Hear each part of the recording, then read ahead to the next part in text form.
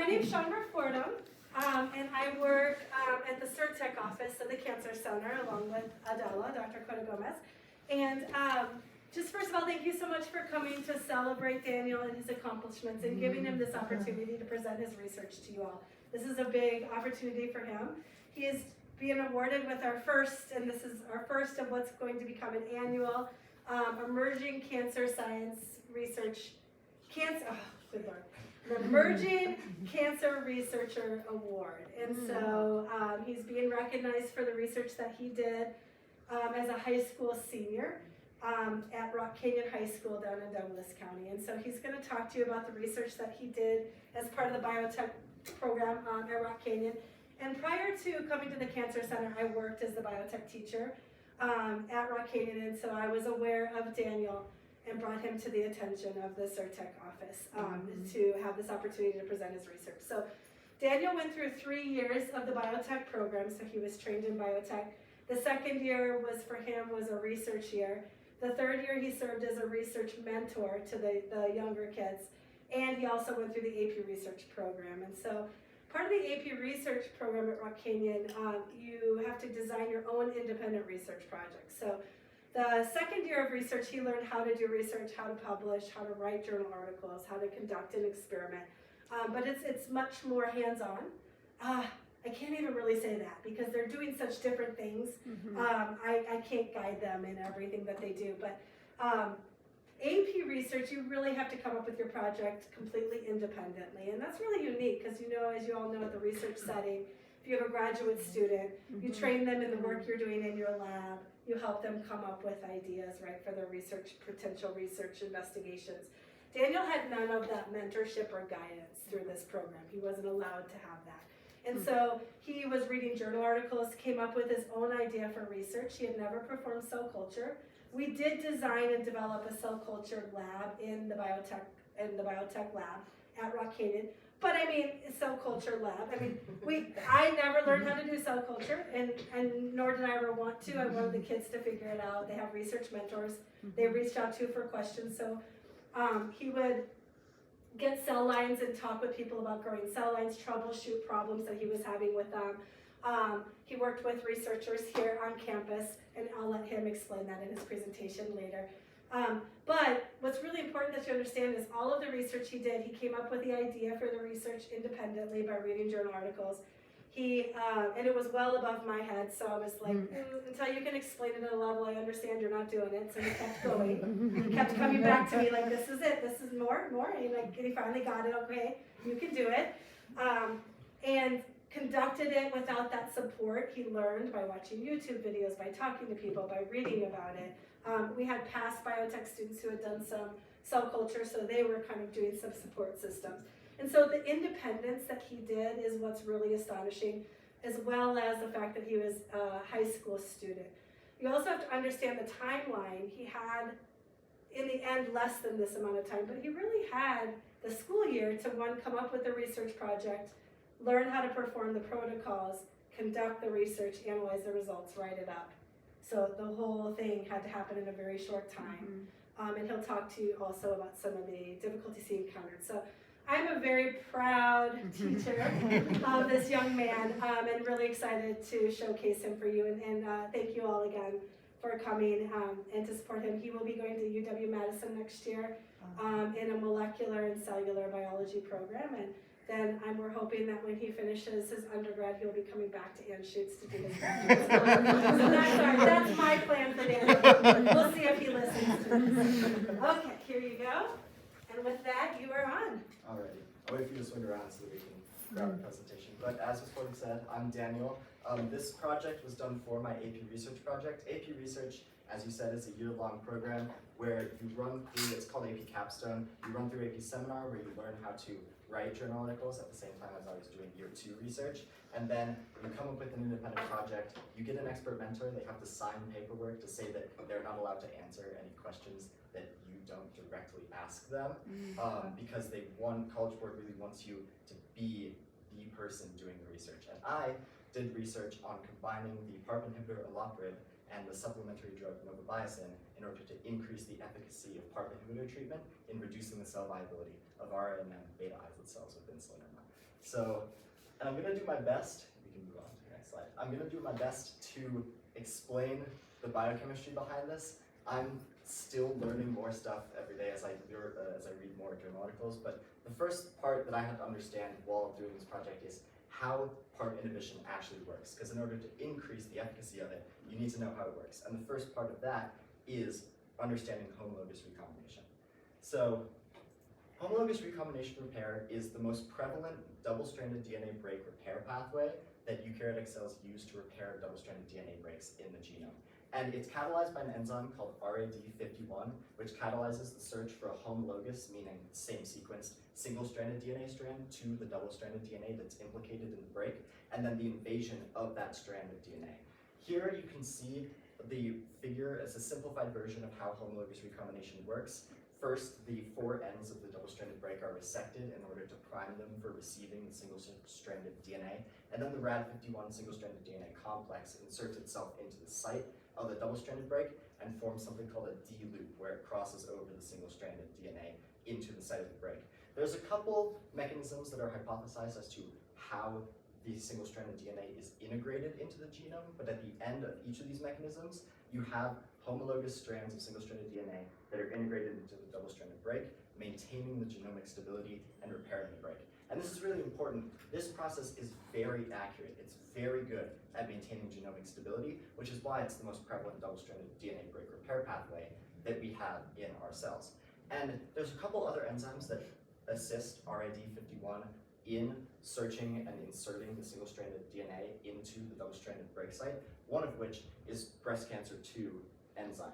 So BRCA2, and you might have heard of this before, BRCA1/2 mutations are very common among breast cancer, which is why they're named after breast cancer, but that's a tumor suppressor gene that has a lot of function in DNA repair, and when it's mutated, sometimes HRR loses its efficacy within cells. So when HRR becomes non-viable in tumor cells, we call those tumor cells HRR deficient tumor cells, and that's about 13 to 17% of cancer cells that we see clinically, and most often it's due to the loss of BRCA2. So this isn't normally a huge problem because with tumor cells, they have other double-stranded DNA break repair pathways. However, if you start to increase the number of double-stranded DNA breaks that the cell's experiencing, it becomes an issue, which is where we move to base excision repair and PARP. So PARP stands for polyadenosine diphosphate ribose polymerase, which is a pretty fitting name because it attaches chains of polyadenosine diphosphate ribose to it to form a complex called the PARP1 complex, and that is the complex that catalyzes base excision repair, which is the repair of single-stranded DNA breaks within eukaryotic cells. So you can see in the figure here, PARP1 attaches to the site of the single-stranded DNA break and attracts other DNA repair factors like XPA, DNA polymerase epsilon, and other stuff like that, and it will repair the single-stranded DNA break. These are much more common due to regular oxidative stress that the cell experiences throughout its cell cycle, but PARP1 is very easily targeted by medications called PARP inhibitors. There we go. So, PARP inhibitors work by disrupting the catalytic cycle of the PARP1 complex. They actually prevent its reversion to an inactive state, which means that it's not able to repair multiple single-stranded breaks. It can only do one, and then it loses its function. That causes a proliferation of single-stranded DNA breaks throughout the genome, which wouldn't be a huge problem, but during the synthesis phase of the cell cycle, those single-stranded breaks stall the replication fork. Helicase doesn't work, and then they turn into double-stranded DNA breaks. That causes a large increase in the amount of double-stranded DNA breaks that you have to repair, which can be very difficult for cells to survive. An example of an FDA-approved PARP inhibitor is Olaparib. Currently, it is FDA-approved to treat certain types of BRCA1/2 negative breast cancer and ovarian cancer. So when you have this proliferation of double-stranded DNA breaks in HR-deficient cells, they have to rely on a process called non-homologous end joining. Non-homologous end joining normally competes with HRR in normal cells, but it's not as effective, and therefore HRR normally wins out and repairs the majority of the double-stranded DNA breaks that the cell experiences. However, HR-deficient cells aren't able to do that, so they have to rely almost completely on non-homologous end joining. Non-homologous end joining starts out the same as HRR, but it actually synthesizes most of the DNA that we see repaired in the break, and that can cause a lot of mutations and something called chromosomal translocation, which is you splice a gene out of a certain part of the chromosome and insert it elsewhere in the chromosome, which is very bad for life. So, well, when you have to have full reliance on that process and you create a lot of double-stranded breaks with PARP inhibition, that causes a lot of mutations, which then leads to synthetic lethality that we can observe in clinical settings. And that's how PARP inhibition works. Next, we have to talk a little bit about PARP inhibitor resistance. So we're observing this a lot clinically, where PARP inhibitors will be working initially, and then they stop being effective, reducing the size of BRCA1/2 deficient tumors. So this normally rises due to the upregulation of an enzyme called DNA polymerase theta, which is the catalyst to a process called microhomology-mediated end joining. This is a third double-stranded DNA break repair pathway that normally doesn't have a large percentage within the cell because DNA polymerase theta does a lot of functions in the cell. There's not normally enough of it available to repair a large percentage of double-stranded DNA breaks. However, we're observing in PARP inhibitor-resistant HR deficient tumor cells, the regulation of DNA polymerase theta is upregulated. It increases the expression of that protein, and then more breaks are being repaired by microhomology-mediated end joining, which is a much more effective process than non-homologous end joining. So by consequence, the percentage of breaks being repaired by non-homologous end joining decreases, and you reduce the synthetic lethality that we observe. So how do we fix this? There was a preliminary drug screen done over the summer of 2021 by the Dana-Farber Cancer Institute that identified Novobiocin, which is a coumarin-derived antibiotic, as a small molecule inhibitor of DNA polymerase theta. So they hypothesized that if you combine PARP inhibitor-resistant HR deficient tumor cells with a treatment of both Olaparib or a different PARP inhibitor and Novobiocin, you'll inhibit base excision repair to cause those double-stranded DNA breaks and reduce the amount of them being repaired by microhomology-mediated end joining, restoring the synthetic lethality that we observe in non-PARP inhibitor-resistant HR deficient tumor cells.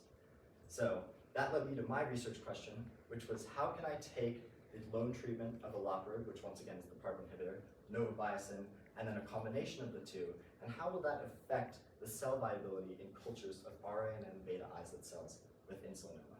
But what are RIN-m beta islet cells with insulinoma? So RIN-m beta islet cells with insulinoma are a pancreatic beta cell line that has the disease marker of insulinoma. They were isolated from a rat, and they're BSL-1 approved, and we've also worked with them in the Brockanian laboratory before. So I didn't have to pay for them, which was a really big help in actually conducting this research. Additionally, they have been used in prior PARP inhibition studies. They haven't been sequenced to confirm BRCA1/2 mutation, but the results of those studies confer a suspected HR deficiency. So I was able to use these to model the disease that I was trying to model. That led me to my hypothesis, which was based on the DNA repair pathways that I described and the deficiencies that we observe with these cells. If I treat them with Olaparib on its own, Novobiocin on its own, and then a combination of the two drugs, the combination of the two drugs will result in the most cell viability reduction out of all three of those treatment groups. So, quick product overview before I hop into my experimental design and my methodology. So I took Olaparib on its own, Novobiocin on its own, and then a combination of the two drugs, and I exposed RIN-m beta islet cells to that over a period of a certain amount of time, and then I observed the final cell culture viability and compared that to a control. So, method or experimental design. Let's start off with trials, independent variables, dependent variables. So, I had 3 trials per group, and I collected a total of 30 data points per group. I had 4 experimental groups, so that was a total of 120 data points. That's 10 data points per trial per group. My independent variable was the Olaparib and or Novobiocin exposure, and my dependent variable was the number of viable cells remaining in each one of my data points, which was a culture at the end of 168 hours. Then my control was a 0.5% DMSO RIN-m beta islet cell culture. I had to add DMSO to that control because I used DMSO to dissolve my non-polar treatments in the cell media. In terms of my experimental groups, here you can see my experimental trial number 3, an arguably bad picture of it, but you can see the numbers on the bottom left correspond to my 4 experimental groups. There's 10 wells per if you look at the pink liquid. My first experimental group was 230 micromolar concentration of Olaparib in 0.5% DMSO. My second experimental group was a 300 micromolar concentration of Novobiocin in 0.5% DMSO. How did you pick your concentration? I'm getting to that. My third concentration was that combined, so 230 micromolars of Olaparib and 300 micromolars of Novobiocin, all in 0.5% DMSO. And then again, for my control, I had a 0.5% DMSO negative control. All of these treatments were dissolved in 10% fetal bovine serum RPMI 1640 cell media, which is just a complete cell medium that provides all the nutrients and growth factors that beta cells need to grow in vitro. So my experimental constants, as I said, I had 10% fetal bovine serum, RPMI 1640 media. Actually, that all came from the same batch of media that was provided to me by Dr. Wagner in November, and I was able to stretch that for my entire experiment. All of my stock cells were grown on 75 square centimeter flasks, and all my trials were done in 96 well plates.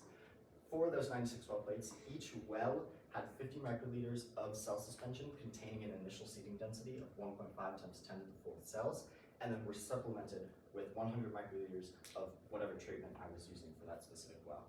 I cultured these for 168 hours, which was determined during pre-trials to be the amount of time it took my negative control to reach confluency in the well, and then I cultured that at 37 degrees Celsius and 5% CO2 because that's standard mammalian cell culture conditions. So in terms of my methodology, I had 4 steps. I went pre-trials, I went RIN-m culture, then seeding my 96 well plates, and then my data collection. I'll go through each of these and then some problems that I ran into that we had to troubleshoot in the lab during each of these steps. So first is pre-trials. I had 4 objectives during my pre-trials, 3 of which I completed.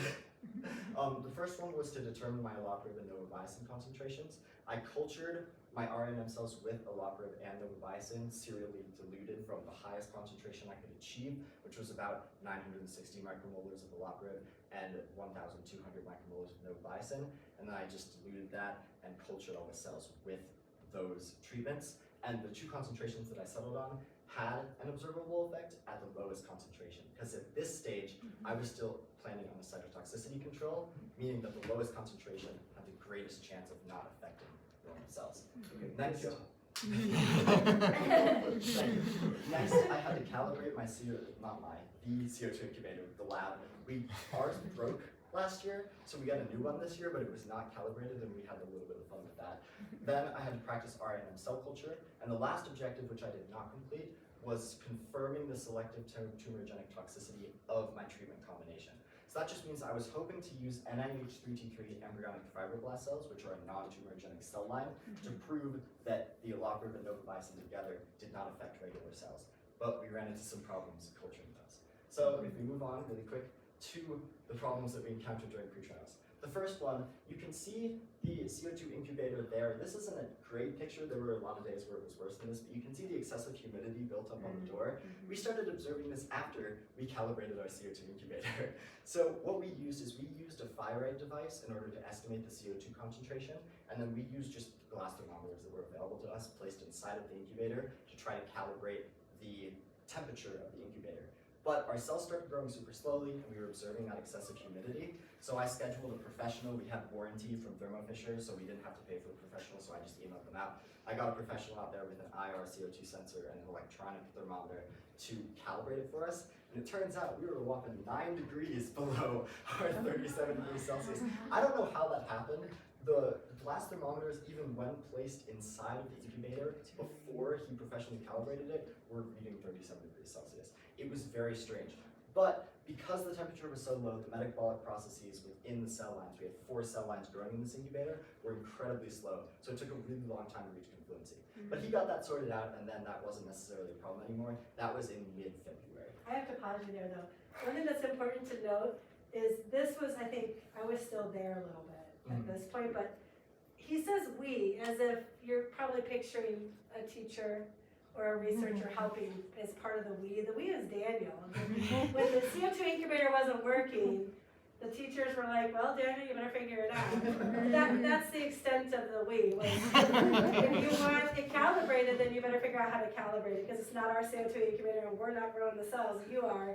You want your experiment to happen, you figure out how to make it work. So that's who the we is. There are some other students doing cell culture that Daniel was mentoring at that point that were probably helping, but this was all on him to figure it out. I'm like, we got you the incubator, we bought it, you figure it out now, it's not my problem. So this is all him doing it, which is really cool. The incubator was really funny because I was trying to learn how to hook up the CO2, and when we were experiencing problems with it, we thought it might be a problem with the sensor. So I got to take the top off, and I was on the phone with the Fisher looking at all the circuitry. It was because the tubes run through the top, so you have to check for kinks. But the other problem that we experienced is that the NIH 3T3 frozen stock that we got was not able to grow. We're not exactly sure why it was not able to grow, but we plated it on 6 separate occasions, changing something about our methodology each time based on the recommendations of one of the other group's mentors who were providing the NIH-53 cells, and each time they would die 24 to 48 hours directly after we plated them. So what we hypothesized, and the graduate students who were providing us those cells actually tried to grow them as well, and were unsuccessful. It took them 4 weeks to get an actual culture going up, but at that time that we got that frozen stock, my research was done, so I wasn't able to do that.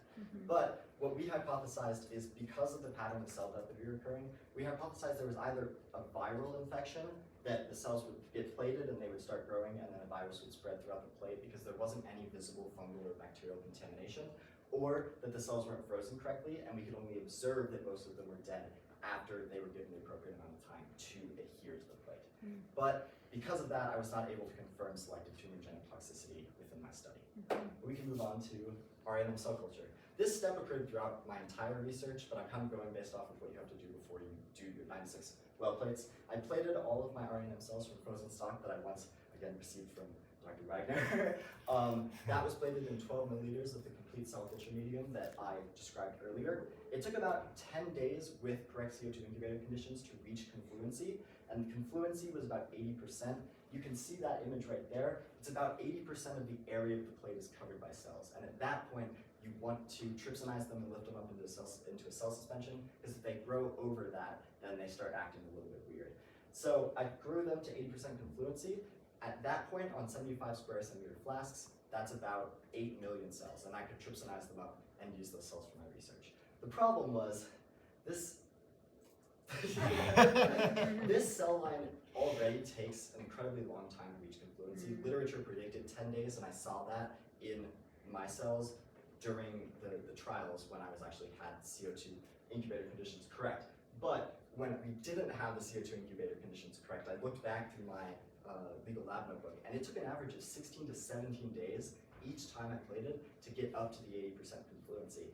And that's a problem when you're not in lab every day, because if you time that wrong, then you're not able to use those cells. You have to start over. And there was this 1 week in February where the teachers striked the board violated sunshine laws. It was something, but they struck, and we didn't have school on Wednesday because of a snow day, and then Thursday because they struck. And that was my data collection days for my pre-trials. So I had to start over.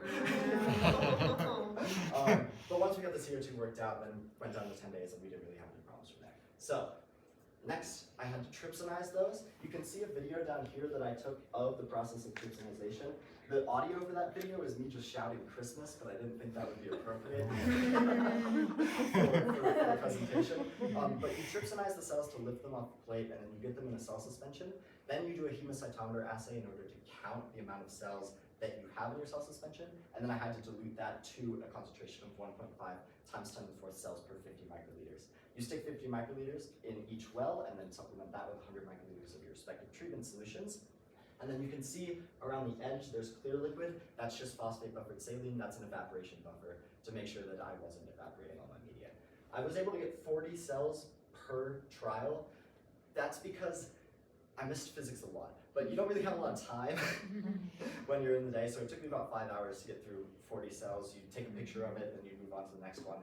And that's what I could fit into the school day. So a hemocytometer assay, and I know most of you guys know how to do this, so I'll go through this really quick. I just wanted to point out, for my experiment, I chose the 4 cardinal directions as the grids that I counted off of, and then for this, roughly corresponds to about, that's about 6 million cells. That one was a little bit lower. I had to take that before confluency because the weekend was coming up. But this is the hemocytometer that I was using throughout my experiment. Just put a nice glass slide on top of it, and then you're good to go. After that, after 168 hours, which was determined during my pre-trials, I got to use a trypan blue exclusion assay to assay the amount of viable cells in each well. So I did the same trypsinizing process that I did initially to get the cells off of the 75 square centimeter flasks, and I got 40 individual cell suspensions per trial. I then took 20 microliters of those cell suspensions and combined that with 20 microliters of trypan blue in order to stain dead cells blue. White cells remain clear, as you can see in the next slide. Clear, and you were able to count those and run a hemocytometer assay on those. This is just a derivation of the math that I used to get a total cell count. I had to multiply my average cells per grid by 2 to account for the dilution, then by 1.0 times 10 to the 4th, because that's just standard hemocytometer practice. And then each of my cell suspensions were 0.3 milliliters or 300 microliters. And that simplified down to multiplying just your first average cell count by 0.6 times 10 to the 4th. So I was able to do that. So what did I learn from this? What was my data? If we look at this graph here, that has amazingly terrible error bars. You can see that for group 1, I had a 6,500 cells per well for Olaparib, and then for group 2, which was Novobiocin, it was 5,650 cells per well. Group 3, which was the combined group, was 3,950 cells per well, and then the highest was my negative control with 8,500 cells per well. I ran a independent t-test, a comparison between each of these groups that totaled 6 tests. I used Microsoft Excel, and here on the left you can just see an example of the type of table it would spit out. I get my mean, I get my variances, which the square root of that is your standard deviation, which I use to create my error bars, and then the p-values, one of which you can see is highlighted. This was evaluated against a threshold of p equals 0.05, which means a lower value than p equals 0.05, my data was significant. So, what were the results of these tests? Let's start out with what was insignificant, which are the boxes not encircled by yellow. So that was my Olaparib versus Novobiocin comparison, and then my Olaparib versus control comparison. This one I was expecting because Olaparib and Novobiocin both have pathways for HR deficient tumor cells that they reduce cell viability in, and I was not expecting them to have a very different cell count. However, this was very interesting. According to my statistical tests, Olaparib did not reduce cell viability statistically in comparison to the control, and I can talk a little bit about that later. Then, moving on to stuff that was statistically significant, I compared both my Olaparib and Novobiocin lone treatment groups with the combination treatment groups, and the combination was statistically lower than both of those on their own. Additionally, I compared Novobiocin to the control, which was statistically significant, and I compared the combined to the control, which was very significant with a p-value of 1.08 times 10 to the negative 5th. So, what are the conclusions that we can draw from this data? So the first conclusion that we can draw is that for specifically this cell line for RIN-m beta islet cells with insulinoma, the combination of Olaparib and Novobiocin at the concentrations that I used was the most effective treatment at reducing RIN-m cell viability in comparison to the control. And the second conclusion that I can draw is that, is that for some reason, Novobiocin was more effective than Olaparib at reducing cell viability in comparison to control. And here you can see an image of one of the 96 well plates that was a better image than the one I had earlier. But why is this? So there's a couple theories. There was a paper published in December of 2021 while I was conducting my research that explained this a little bit better that I found while I was writing my final journal article. Novobiocin itself has been demonstrated in that study to be lethal against HR deficient tumor cells. And the reason for that is that in addition to being a factor, a catalyst in microchronology-mediated end joining, it's also a factor in homologous recombination repair. So if you're not totally deficient in homologous recombination repair, if you still retain some function, being inhibited by Novobiocin could inhibit both of those processes simultaneously, resulting in synthetic lethality. While if you only use a PARP inhibitor, that reduced function yet still operating homologous recombination repair could account for the increased double-stranded breaks that you are causing. So in terms of limitations, and there are a lot, high school lab, but let's start with sources of error. So the first source of error is something I like to call hemocytometer interference. This picture on the left here is a really good example of that. There's a scratch down on the sides of one of the hemocytometers, but there's 2 on that little slide, so I just used the other one. This is just where I was finding that out. But you can see here, there's a lot of weird stuff kind of gunking up the entire hemocytometer. This occurred for 5 out of my 120 data points, 2 in the Olaparib, 2 in the combined, and 1 in the negative control. And it was something where it made it very difficult to differentiate between the debris and actual cells. So I used a combination of translucence, size, and shape, but that could have contributed to the source of error in my experiment. Additionally, while I was doing my dosage testing, the calibration on the CO2 incubator was very off, which meant that fluctuations in pH of cell media could have affected the dosages that I was testing, and therefore those aren't necessarily totally reliable in my experiment. And then lastly, there were two problems that I encountered in my 96 well plates. For one, and I'm not sure if this affected the experiment at all, but I didn't observe it in the literature, so it was unexpected to me.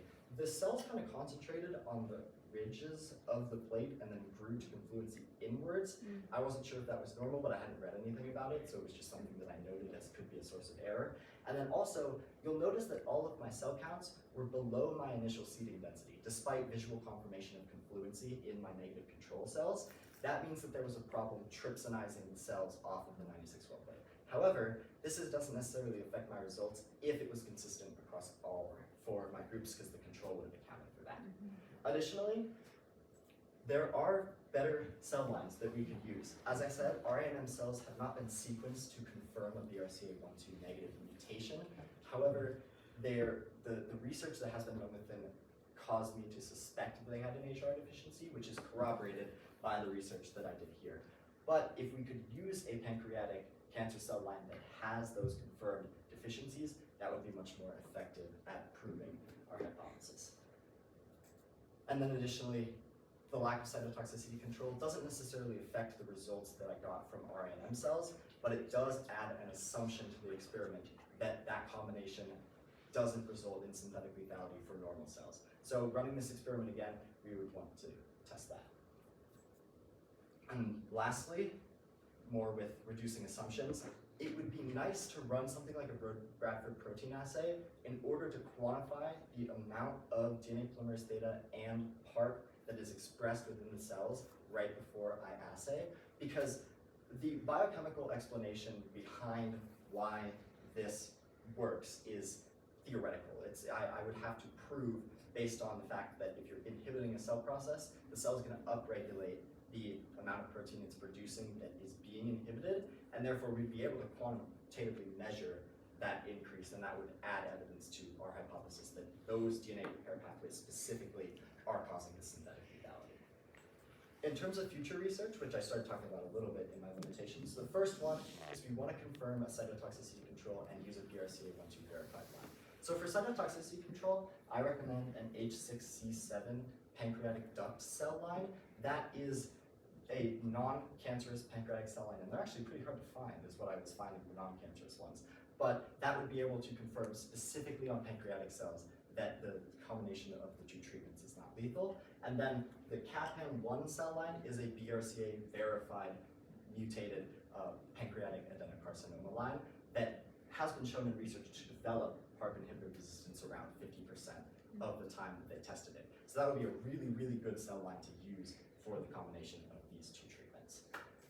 Then PDX research. So PDX stands for patient-derived xenograft research. If we achieve statistical significance and safety in those cell line research, we could move on to a patient-derived xenograft. So as you see here, a patient-derived xenograft is where you take cells from an existing tumor on a patient and you implant them in a mouse model and watch it grow, and you can measure the weight and the size of the tumor while you're treating it. And that's actually what the December 2021 study did with breast and ovarian cancer models, and they found significance with the combination of these 2 drugs. So that's kind of the next step before you would move on to clinical trials, is demonstrating this.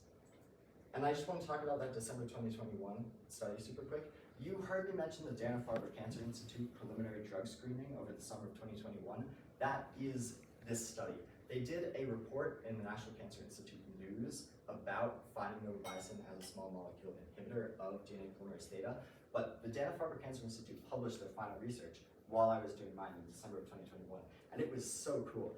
So they took both HR-deficient ovarian and breast cancer lines and then PARP inhibitor-resistant HR-deficient ovarian and breast cancer cell lines, and they grew them in plates and in PDX models, and they found that Novobiocin alone is effective against HR-deficient breast and ovarian cancer cell lines. They found that Novobiocin potentiates the effects of Olaparib in both of those cell lines, and that the combination of the 2 drugs is effective against PARP inhibitor-resistant HR-deficient cell lines in the PDX models that they were doing. And it was cool reading through the study because I got to see what methodology they used to grow their cell lines. and it was very similar to the one that I came up with, so that was a nice pat on the back from reading. Lastly, I just have a couple of acknowledgements because there were a lot of people that helped make this research possible. The first one is Ms. Fern here. She was the PI for the RCHS laboratory before she came here. She came here after the first semester, so I got to work with her up through December, designing my research. She gave me a little bit of advice on designing my data collection. She was the one who actually suggested that we do the pictures of the chemocytometer slides instead of me analyzing them on the spot in order to save time and allow me to make it to physics once in a while. And she also set up this opportunity, so thank you so much. And then I also had a couple outside mentors. So the Web Boring Center provided me with all of the cells and the media that I used in my experiment, so thank you so much for that, you guys. And then Ian Fleming, he was the researcher in RCHS who used the RIN-m cell line about 2 years ago, and he provided me with some protocols that I didn't have to suss out on my own, so that sped up my pre-trials a little bit. And then Ms. Petrie is the current biotech teacher, and also Rock Canyon High School provided me with my laboratory space, but she's super helpful. I've worked under her and also you for about 3 years now. So I came to you guys with the project, and you said it was okay after I was able to explain it to you, and she said it was okay as long as I was able to actually complete it. So she gave me the lab space to be able to do that, and I'm super thankful for that. And then lastly, Sorry. Okay. lastly, there were 2 companies. So Rocky Mountain Biologicals LLC donates fetal bovine serum to us. Now I didn't have to do that for my research because you guys so very kindly provided me with the media. But the NIH 3T3 cell lines, the media that we used for that was DMEM, 10% FPS. So I was able to use that to create that media. Well, I say we because there was another group working with that, and they took that media after I was not able to work with those cells. But that was super helpful because FPS is very expensive. And then the Zoda Scientific provided me with discounts on my 75 square centimeter flasks, which also helped make this research possible. Ms. Dovis's face was very interesting when I came to her. It's like, I need like $600. She's like, but I have 2,000 for the whole class, but So these are just my sources. The numbers correspond to the superscript that you saw on the presentation. That's for content. And then the next slide after that is just my image sources, and those correspond with the order of the images I didn't take myself. Thank you.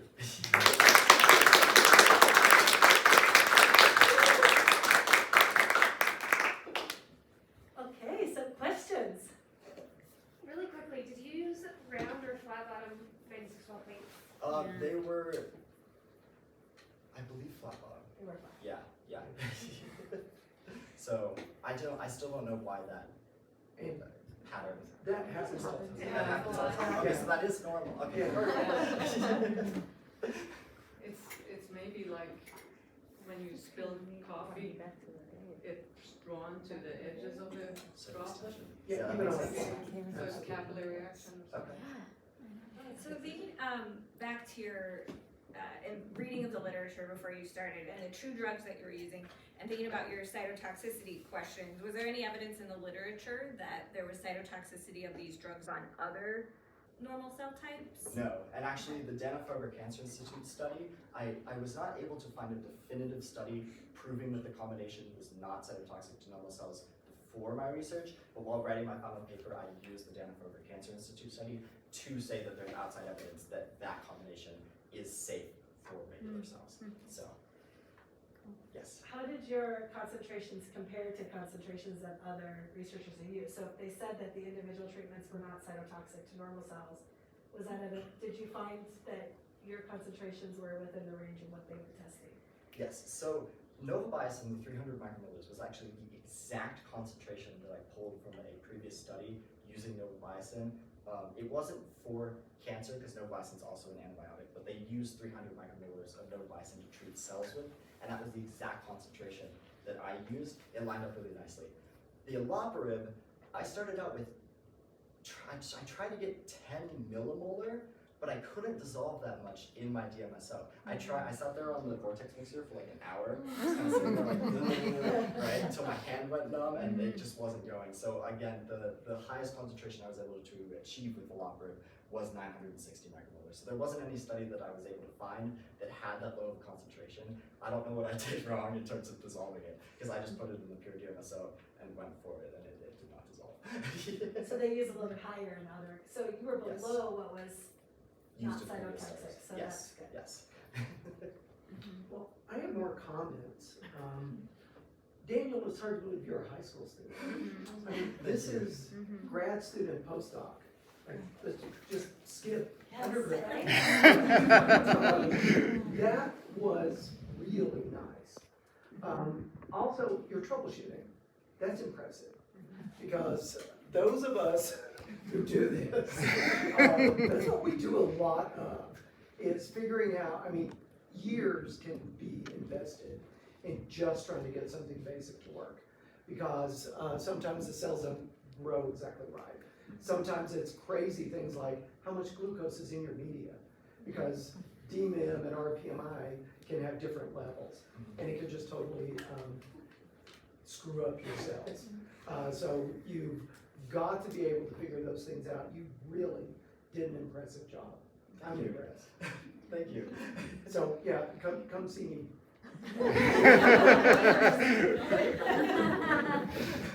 Dibs. I also really appreciated that you were paying attention to the details. You know, being how many times have people looked through a hemocytometer and tried to count little tissue bits as cells? You know, that was so keep that. Okay. And you mentioned your notebook. Yes. You have no grad students that we have had to whack like an old nun with a ruler. It's like, why aren't you taking notes? Well, they get graded pretty tough by us. Oh, they should. Yeah, yeah. Good on Notebooks you. are essential. Good on you. That was all junior year, is just write it down. Keep doing it. If your body is in this room, you are writing in your notebook. If you exist in the room, yes. For any reason, so yeah, so you probably have just loads. Yeah, I organized it better this year. So initially in sophomore year before COVID, we had paper legal lab notebooks that were just composition notebooks. We had taken a pen, we would do all like the horizontal cross out if you make mistakes, sign and date, all that stuff. But then with COVID, when we were doing our project in junior year, it was team projects. And we couldn't really trade a notebook around because we'd get infected. So we found the software for a virtual legal lab notebook, same signing and dating and like title purpose stuff, but it made it way easier to put pictures in there. And then this year I organized it. I had a section for my protocols, I had a section for my pre-trials, I had a section for trials, for data analysis. It was just really nice. I thought about that, yeah, his junior year, we had research still, it was his first year of research, and we had to do it during COVID, and I had reached out to the admin, and I was like, you seriously expect me to teach research during COVID? When half the kids are in school at one time, then they would switch, the other half will come in, and then maybe they get quarantined, and then maybe they get COVID, and then some are in, and some are, it was the worst year I've ever taught, it was so hard. And they had to do a research project, and I was like, let's bag it for this year, throw them into AP Bio and move on. Like, we can come back to it. And they were like, nope, you're teaching it. And I was like, oh, you guys are awesome, thank you. So his team, we split it so one group would be in lab one day, and the other part of the team was the other day. For context, we And were then on they had to hybrid communicate with each other about what they were doing, so they would be FaceTiming while they're in lab with their at-home people. It was so rough. It was a tough year. His schedule. brother It was- still it was a gave lot a of kid skills. because Communication is Oh, huge no. on that one. Yeah. So But that's what we did too. high school I teachers. guess so, yeah.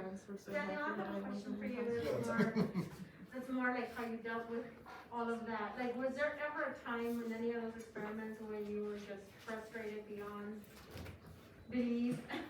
So- You know, That's a great question. because it's so important that, you know, we learn to deal with that on a daily basis. So I'm just curious if you had that, and tell us about that experience. my tolerance for that increased last year when doing research during COVID because there were a lot of things that went wrong. I think the most frustrated I was during this experiment was on the 5th time we tried to plate the NIH323 cells and they died again because that was the time that we had changed everything that we were able to change and it still didn't work. And we basically had to email the grad students back and be like, we're bad at this. Can you help? But that was probably the most frustrated I was. But I enjoy this stuff. I like problem solving. It wasn't just this. I was also year 3, as Ms. Fordham said. We mentor students, but we're also in charge of the equipment. So there were a couple things that I took apart and fixed during the lab time as well. It's just more fun. Okay, see, perfect answer, right? Most of us who do it on a daily basis, we say we enjoy the challenge, and you have to have that to do this, and also this idea of then I go on to something that I know is gonna work. So that you get the gratification and still feel like, you know, I don't suck at this, right? So thank you, that was a perfect answer. Also, cell culture is 30% voodoo, so. It's hard, it is really hard. Yes, it is. I have a quick question. Yes. I'm also a student though, but I just want to say I would work with you in a heartbeat. You're like, you should be extremely proud of yourself. Oh, thank you. All of the design of experiments, the way you presented, the confidence in your presentation, like the way you explained things, it was amazing. So you should be very proud. And undergrad's probably extremely easy for you, I must say. But my one question is kind of a question comment. When you were doing your reading, there are several ways to test viability, so you don't have to sit and trypan blue count. Okay. I was wondering if you had unlimited money and resources, if there's another way you would have tried to do that. So there was one way, and you actually were the one who suggested it to me, where we run a rubidium iodide assay to test apoptosis. But that, as you said, unlimited money. I'll is a say, very- yeah, I'm sure you don't have a flow it's a cytometer at the very- high It's a very school. expensive chemical. So I kind of went with the trypan blue exclusion assay because we already had trypan blue in the lab, we already had the human cytometer, and it's not the most effective, but it got the job done. Yeah, exactly. Yeah, that's what this is about. Yeah. I mean, so, because those of us who have to, you know, beg the government for money, we have to figure out how do we spend this pot of money in a way that's gonna get an answer that we need. So it is about figuring out how to use your money. Yeah. And what can you do with what you've got? And That's what's really important. And not only does he have the limitations of the money at Rock Canyon, because there isn't that source of funding, we have to go to the school and then the district to request extra funds if we're out, and then our partners and request support. But we have major safety requirements at the high school, so he can only work with BSL level 1 cell lines, which for any cancer lines, very few are BSL 1. Like HeLa cells would be wonderful. You cannot work with any human cell lines. You cannot work with a lot of things. There's even certain ELISA tests that my students can't do because they have human components to them. They're out. They're off the table. And a lot of the stains that would get recommended by mentors, I'd have to look at the toxicity. We send it to our AP Chem teacher, and she's a lot of times going, nope, not even a small chance that will happen in this lab. We were able to get one through, but with Dr. Clothier here, was working with some students, and we actually he had to dilute it, we had to order it, ship it to his lab, his students had to dilute it for us, we weren't allowed to work with it at even have it on premise at the concentrations, but at the dilution we could. Then we'd have to come pick it up, bring it back to the lab, the students work with it, they have to jar it up and bottle it, I have to sign all the paperwork, and then we have to transport it back here so that they could dispose of it. It wasn't even that bad of one, it was like a preservative, almost like a formaldehyde type thing is all. Would you get checked on that? I mean, is there something from the district or? No, not that they would know about. I like where Dr. Lennon is going on this one. I know. I was like, Oh, gosh, so, Yeah. yeah. who I actually actually got watches yelled that at once for buying the CO2, or the BSL-3 chamber. The district came down, and my principal came in, he's like, you better come in. I got a grant for it, we had it all set up, and it was the district safety manager person, and was like, where do you get off thinking it's okay to get a fume hood without approving it with district and having it vented? And I was like, well, because it's not a fume hood. And then they were like, what are you talking about? So I had to explain to them what the equipment was. I'm like, why are you yelling? Why don't you just ask me? And then they were like, well, you can only work with BSL-2 and up. And I was like, no, BSL-1 and down. Like, so it's very No, frustrating. you should have said, yeah. People in the district, they don't always Can know, you send but I that do to me know in an the email? rules. Yeah. Yes. So I have a comment and a question. So Yes. I think that what's really impressive, I mean, the whole thing's impressive, to be honest. I also have twins that are juniors in high school, and I was like, gosh, I wonder if they could do this. Coming from two scientist parents. But I think that what you learned in addition to your research is that research is all about troubleshooting, fixing our own equipment, finding like money where money doesn't exist, using cell lines that you get from your neighbor, like, I mean, these, or your own blood, you know, which I have done many times back in the day, but of course it was, you know, fine. Anyways, so I think it's super impressive. I think you've got probably a better experience than most college students at this point, because when you walk into a college lab, everything's set up for you. The incubator's working, the cell lines are growing. Like, so you've had a really, really good experience. So I think you have a very realistic view of what science will, you know, what it takes to be successful.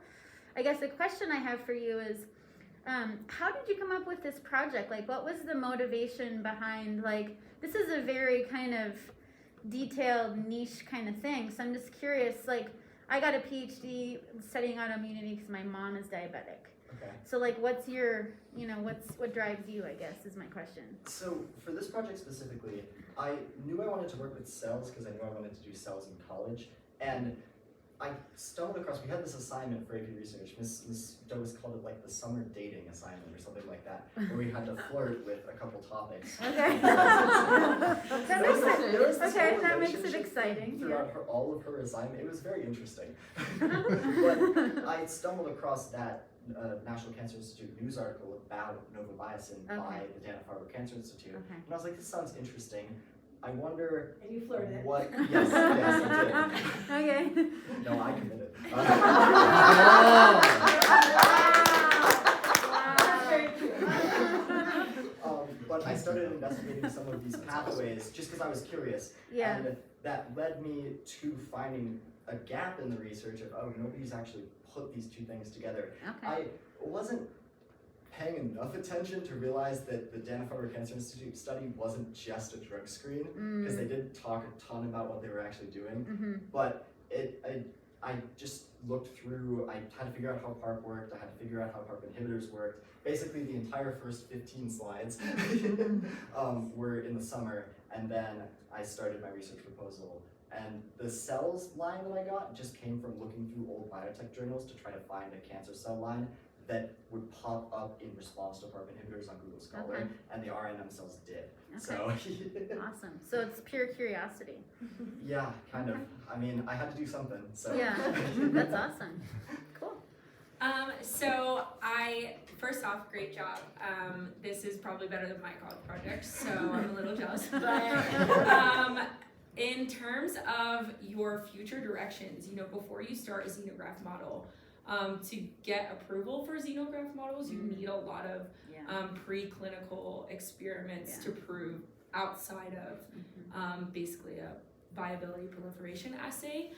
So I know you mentioned the Bradford assay, which was a little skeptical to me, just because when you're measuring a Bradford assay, depending on what extraction you would do for DNA polymerase, you would probably do a nuclear protein extraction. That measures all the protein in the nucleus, not necessarily a specific protein. So I was curious if you thought outside of the Bradford assay, what additional experiments, in vitro, translational models, before you do a xenograft model, what do you think you could perform to convince someone to let you do a xenograft model? That's a good question. Yeah. Sorry, it's a long one. Yeah, it's a long question. Good. Can I think for a second? Yeah, it's a hard one, but it's cool to, you know, get that kind of thought process, and because when you're writing grants, especially, those are things you have to think about. So the first thing that I think that I want to do, and with the Bradford protein assay, you want to isolate those specific proteins first, and I think there are ways to do that. I'm not sure if you could use like a Western blot to isolate those proteins, but you'd want to, you know, isolate those before you ran the assay, so you were just looking at your protein concentration of either polymerase theta or your PARP. But I want to investigate first, and this is the one that I looked most into, just the mechanism of cell death. Because with propionimide, you could test whether or not they were doing apoptosis, right? There's other kind of proteins, like when cells get lysed, when they just go through apoptosis, there are a lot of cell components that are just spewed out into the media, so you can measure the concentration of those. I'm not sure exactly how you would do that, but you can measure that concentration. And then, aside from the protein assay, I think you would just want to test a lot more cell models of non-cancerous cells, because the biggest issue for moving to PDX is safety, right? You can prove efficacy using a couple studies, but you have to prove safety using a lot of different cell types, just to make sure that there's not like one that's sitting in your left kidney that's like gonna die completely and then you go into septic shock or something. So, but that kind of is the direction that I would think, but I'd have to do a little bit more research to fully answer that question. No, that was great. That's awesome. And I think there's a tendency on maybe all of our parts to think cancer is cancer, but you're right that depending on the cell type and the even type of cancer that's involved, it could be quite different. Yeah. And so lots of different mechanisms to get the multiple outcomes. So you're quite correct there. Thank you. Awesome. So do you think you'll continue with this line of research? And if not, do you have some ideas about what you would like to study in the future? So this will be super interesting to continue with. The pancreatic cancer hasn't really been investigated, even though it's the third most common cancer to have the BRCA1/2 mutations in it, and it's incredibly lethal. Like you go through and you look at the statistics, and it's one of the most. If you get it, you're kind of the most screwed.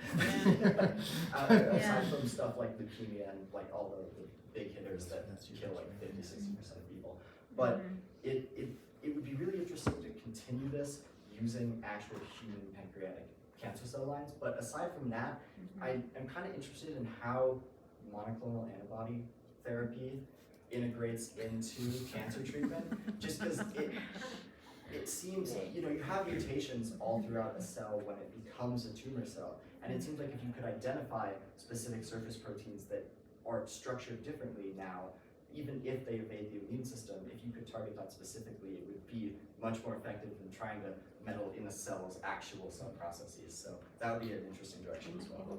That's why HER2 is so successful. Yeah. So the HER2 breast cancer, using the monoclonal, it binds immune cells, things I work on, go in and kill the tumor. Yeah, and it's also very low side effects as well. So you don't have to deal with like the hair falling out and stuff like that. So. Awesome. Yeah, impressive. Diane, you did great. Thank you so much.